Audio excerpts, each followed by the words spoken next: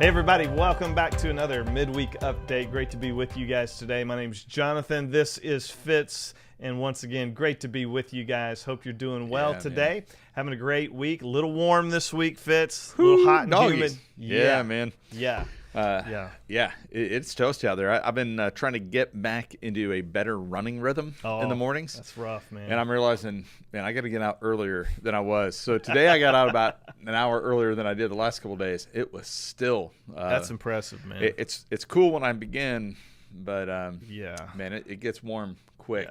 Yeah. So, but beautiful, man. I'll take warm over snow any day. So. Yeah, absolutely. We'll be wishing for this in 4 or 5 more months, I reckon. So if you're live with us right now on Facebook, just reach out in that chat. Let us know you're watching, where you're watching from. We always love to hear from you guys. If you're watching this on demand, maybe it's Thursday or Friday or Saturday, whenever it is, just great to have you with us. What we do every week, if you're new to this, is we spend a little time celebrating. There's always something to celebrate. Oh, yeah, man. And it's important to do that and just remind ourselves of what God's up to and His provision and His work in people's lives. And so we spend a little time celebrating. Then we just look ahead. We like to just anticipate what's right around the corner, keep you guys in the know as far as opportunities and ways to get plugged in and get connected. So, Fitz, let's do some celebrating. We'll start with a little over a week and a half ago, the Build-A-Bed event. We talked about it Sunday, but if you weren't with us Sunday or missed that, we just wanted to revisit that one more time. Had such a great morning together with our team. Man, it was fantastic. We wrapped up sooner than we thought because we had so many volunteers who showed up. I mean, they got after it. And it was cool. I mean, we had people who've been at this church for a long time. Yeah. And we've had people who've barely been with us for much time at all. Yeah. And they jumped in and serving next to each other. And some people who were highly skilled and some people who were like, never swung a hammer before in my life, but I'll try it. And, man, it was cool to watch the process come together and different people step up and serve in different ways and a lot of sawdust in the air. There was a lot of sawdust. A little bit of sneezing after that. But 75 beds. Yep. That we got it done. Yeah, and so cool to see that happen. I enjoyed just seeing all the different people. There were several teenagers and there were some younger folks, middle-aged folks, older folks, just and such a great representation of God's church, God's people. The hands and feet idea, that we had some sanders, we had some people drilling holes, we had people driving screws, we had people loading the truck. It took a little bit of everything, took a whole team to get it done.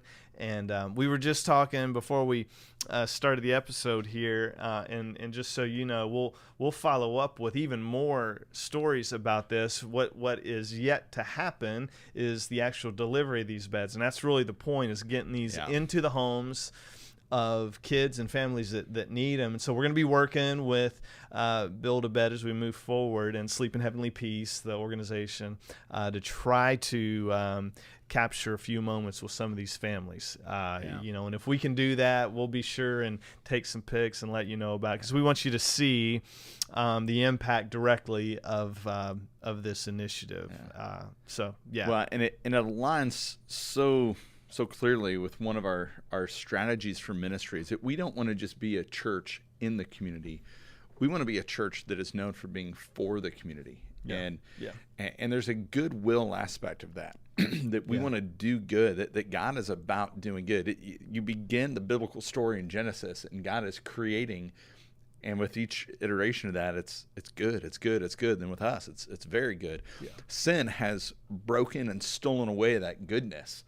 And so part of the church isn't just to be, good here, but to help restore the goodness in this world. And what a beautiful way to do that. I mean, we get kids in our community who don't have beds.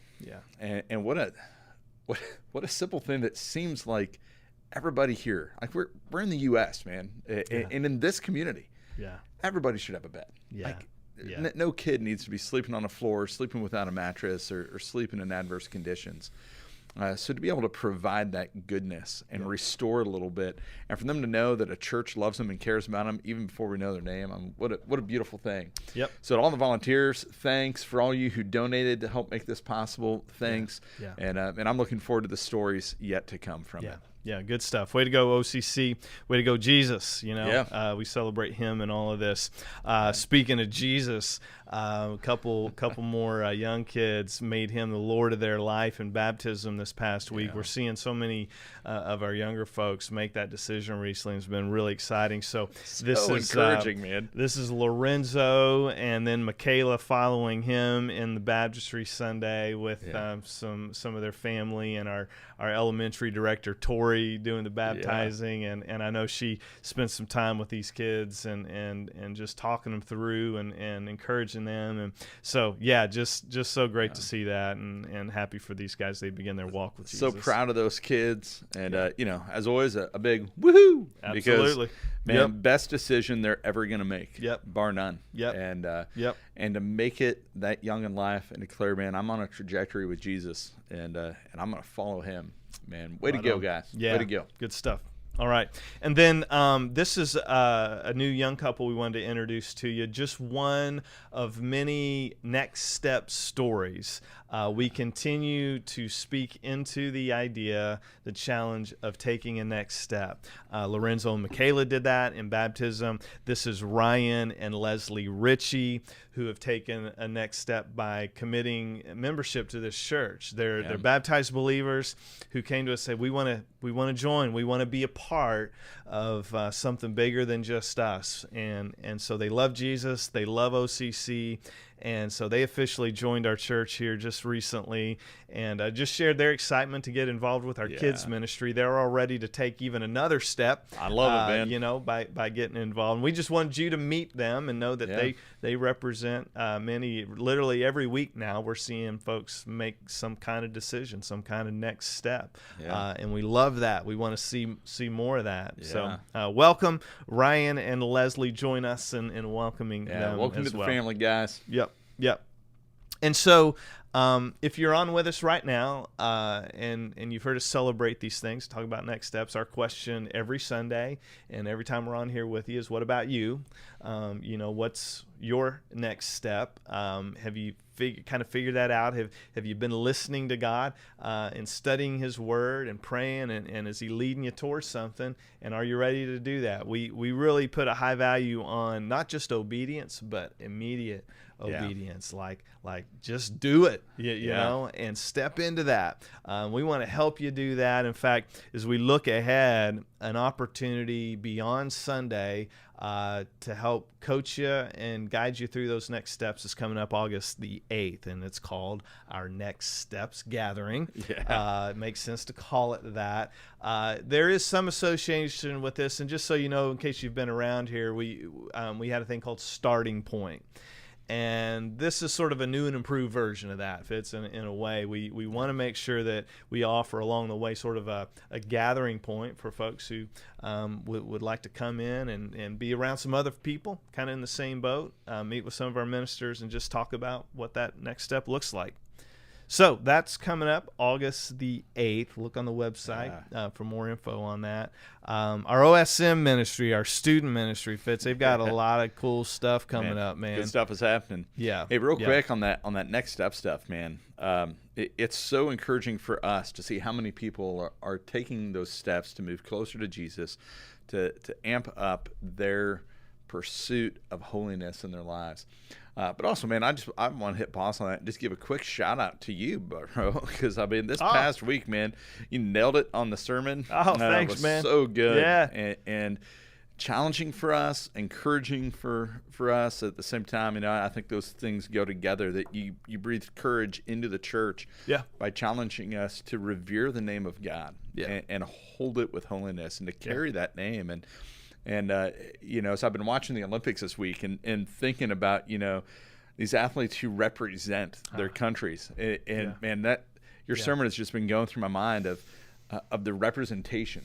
That as we carry the name of Christ as Christians, we carry God's name and we represent Him to a fallen world. And I just want to say thanks for just nailing the sermon and kind of nailing me in the heart, man. It was good. Well, it's for all of us, yeah. Yeah. Now that you say that, I wish I'd have used that would have been a great illustration, the Olympics and because the uniforms and they represent their country, so many sort of illustrations there that are good. But yeah, I appreciate the encouragement and challenge for all of us just honor God with our speech and our actions and revere that name, man. There's no other name in the name of Jesus, and so we want to honor that. All right, so our student ministry, they've got their movie night coming right up. That's this weekend, and the following weekend they're back to school bash. They're ramping up across our county here, getting ready for school, and so I just want to encourage our students to really plug in. We want to help build a firm foundation for them so that then when they go into specialist public school environments, man, to be a light. And to be the influencer, not to be influenced, and so our student ministry, a really important place where they can come and learn and grow and connect, and these are events that are great just to get connected and meet some new students and meet our team here. Then we talked about Build-A-Bed earlier. Within the context, if you're not used to it yet, our overall initiative of Love the 502, this is just how we refer to our local outreach. 502 is obviously our local area code, although with cell phones nowadays, not everybody has a 502 area code, I've noticed. It gets a little confusing sometimes on incoming calls. It's like, why am I getting a call from New Hampshire? And unless it's a scam, it's just somebody who lives here now that used to live in New Hampshire, and they keep their same number. If you get one from Springfield, Illinois, it's probably me. I haven't switched it over, man. Exactly, That's how we are. Yeah. So 502 in the generic sense of our local community right here and how we can serve them. And so just another opportunity, kind of unique here with our Blue Lick Elementary School, who we've done a lot with over the years, and Knight Middle School right over here on Blue Lick Road. They're having their own back-to-school bash as well, and they need volunteers to help, with the food and the games and just the whole event. This is on Monday, August the 9th. And, man, we'd love to send a big crew over there just to help them out. Our own Allie Lucas is running point on that, and she'll be coordinating the team. And so all you got to do is sign up, and then Allie will reach out to you and tell you when and where to be. But check that out on Monday afternoon, August the 9th, from 3 to 6 p.m. How cool would it be if the public schools in our area, we're doing the same, we want to serve our kids, and the church shows up and says, here's all these volunteers. Yeah. And they say, man, you have more volunteers than we need. And they had to turn people away. Like, how awesome would that be if we showed up en masse to say, we're willing to love the kids, the students, the teachers. We're willing to love this community, to be a church that is for this community, for the glory of God. Yep. So church, that's my prayer, is that we have enough of us who are all in on that event. And if you can't jump in on that one, that there's plenty of other ways so you can show love, and even to those same schools. So if you're like, man, I want to do something, that time doesn't work out, the day doesn't work out, let us know. We'll help connect you in those ways. Let's love on those schools, those teachers, and especially those students, man. It's a big deal. And if you're familiar at all with those two schools, there are some really challenging situations, and the families and the homes that those kids are in that just unfortunately aren't the best nurturing environments. And so these teachers, we've met a lot of them and know their heart. They are filling in the mom and dad gap in a lot of ways for these kids. And so the safe place for these kids is the school. And so these kind of events are a way for us to come alongside and just encourage and support. Let those kids see what love looks like. Because they don't get to see that all the time, unfortunately. So let's just step up, as I know we always do, and make an impact in this program. All right.